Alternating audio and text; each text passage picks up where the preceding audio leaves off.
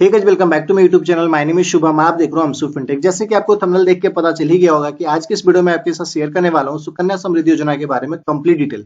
तो अगर आपने अपने घर के बच्चे के लिए ऑलरेडी सुकन्या समृद्धि योजना ओपन करवा रखा है या प्लान कर रहे हो कि ओपन करवाने का, तो इस वीडियो को कंप्लीट देख लो। इस वीडियो में आपको सभी जानकारी मिल जाएगी, ए टू जेड जानकारी देने वाला हूं।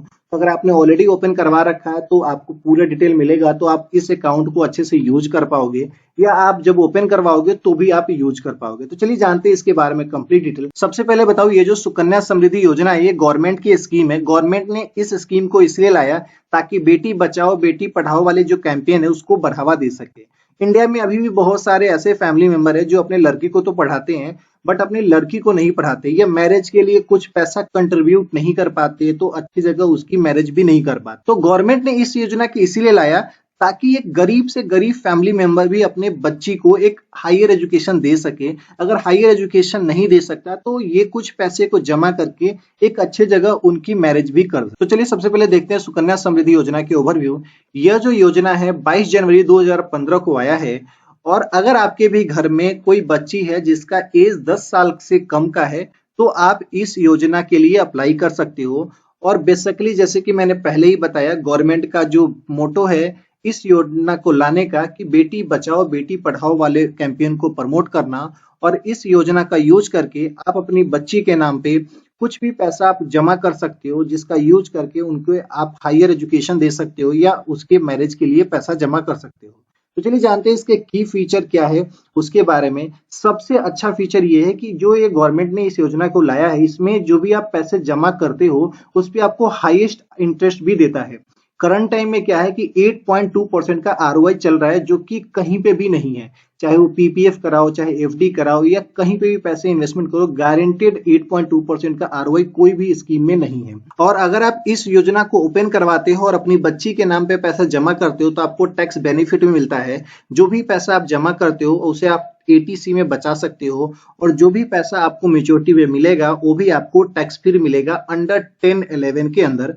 बाकी बात करूं डिपॉजिट अमाउंट की, तो अगर आप अपनी बच्ची के लिए ये अकाउंट ओपन करवाते हो तो मिनिमम साल में 250 रुपीज इन्वेस्टमेंट करनी है, और मैक्सिमम टू मैक्सिमम एक साल के अंदर में 1.5 लाख रुपए जमा कर। तो अगर आप इसके डिपॉजिट अमाउंट को देखोगे तो वो भी फैमिली जमा कर सकता है जो गरीब है, और वो भी जो फैमिली मेंबर जमा कर सकता है अपनी बच्ची के नाम पे जो धनी मेंबर है। मिनिमम 250 रुपए जमा करना है, साल में एक बार आप जमा कर दो, और मैक्सिमम टू मैक्सिमम 1.5 लाख जमा कर सकते हो, उससे ज्यादा नहीं कर सकते हो। बात करूं अकाउंट ड्यूरेशन की, कब जमा करना है, मैक्सिमम आपको 15 ईयर तक जमा करना है। हर साल अगर आपके पास ज्यादा पैसा है तो जाल डालो, अगर नहीं है तो मिनिमम आप हर साल 250 रुपए भी जमा कर सकते हो।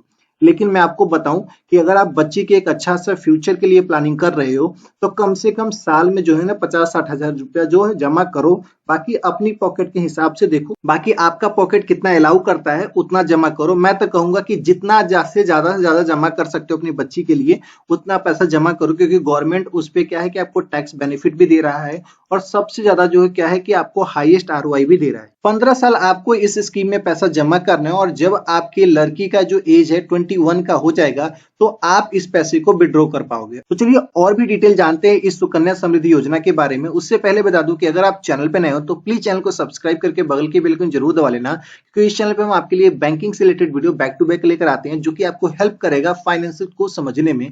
तो चलिए जानते हैं और क्या बेनिफिट फीचर है सुकन्या समृद्धि योजना की। एलिजिबिलिटी क्राइटेरिया की बात करें तो अगर आपके घर में जो लड़की है उसकी एज 10 साल से कम है तो आप उसके नाम पर ये वाला स्कीम ओपन करवा सकते हो। बात करूं नंबर ऑफ अकाउंट्स की, तो एक जो पेरेंट्स है वो maximum to maximum 2 account open करवा सकता है, यानी कि 2 बच्ची के लिए अकाउंट ओपन करवा सकता है।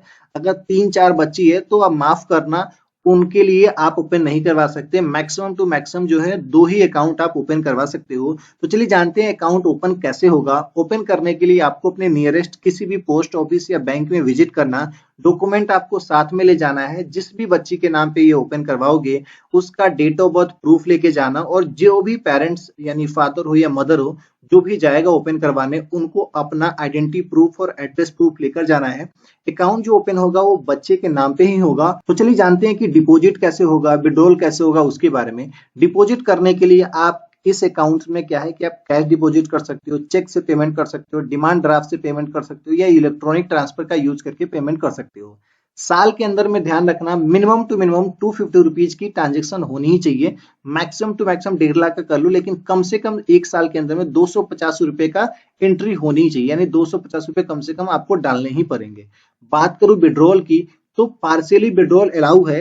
वो किस कंडीशन में, जब आपकी बच्ची का जो एज है 18 ईयर की जब हो जाएगी, तो वो क्या है 50% पैसा जो है वो विड्रॉ कर सकता है हायर एजुकेशन के लिए या मैरिज के पर्पज। फुल्ली जो विड्रॉल है वो आफ्टर 21 ईयर के बाद ही विड्रॉ होगा, उससे पहले नहीं होगा। तो चलिए जानते हैं कि सुकन्या समृद्धि योजना में क्या खास है कि हमें ओपन करवाना चाहिए। सुकन्या समृद्धि योजना आपको इसलिए ओपन करवाना चाहिए क्योंकि इस पे आपको हाईएस्ट आरओआई मिलता है, यानी कि हाईएस्ट रेट ऑफ इंटरेस्ट मिलता है बाकी सभी स्कीम के कंपेयर में।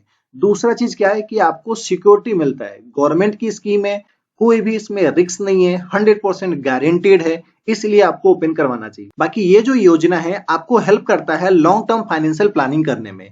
जिनके पास पैसा है वो तो अपने बच्चे के लिए प्लानिंग कर लेते हैं, लेकिन जो मिडिल क्लास फैमिली मेंबर है या जो lower middle class family member है वो अपनी बच्ची के हायर एजुकेशन के लिए वो प्लानिंग नहीं कर पाता है, मैरिज के लिए प्लानिंग नहीं कर पाता है, तो इस अकाउंट को ओपन करवा के वो अपने बच्ची के नाम पे कुछ कुछ पैसा कंट्रीब्यूट करके एक अच्छा से एजुकेशन प्लान कर सकते हैं, मैरिज के लिए प्लान कर सकते हैं। बात करूं फ्लेक्सिबिलिटी कंट्रीब्यूशन भी है, जरूरी नहीं है, इसमें कोई रिस्ट्रिक्शन नहीं है कि साल में आपको इतना तो जमा करना ही पड़ेगा।